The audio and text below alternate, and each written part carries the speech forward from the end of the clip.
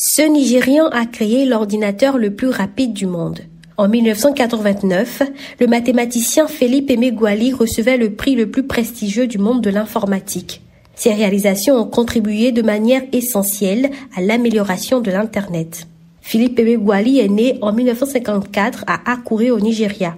Il est l'aîné d'une famille de 9 enfants. Son père cultive très tôt son intérêt pour les mathématiques. Élève surdoué, il était surnommé Calculus pour ses exploits en arithmétique.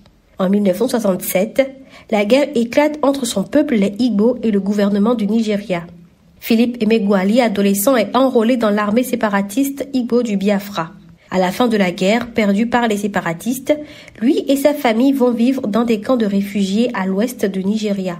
À cause des difficultés financières, il est inscrit à l'école de manière irrégulière.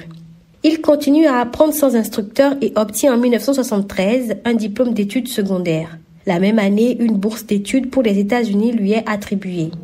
Philippe Emeagwali obtient un bachelor en mathématiques en 1977. Il épouse en 1981 le docteur Dal Brown, une biologiste américaine renommée.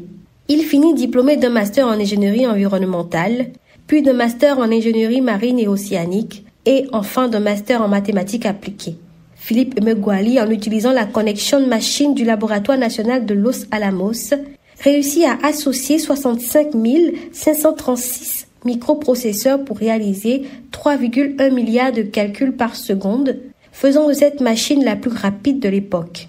Il quantifie les réserves de pétrole et prédit divers phénomènes naturels.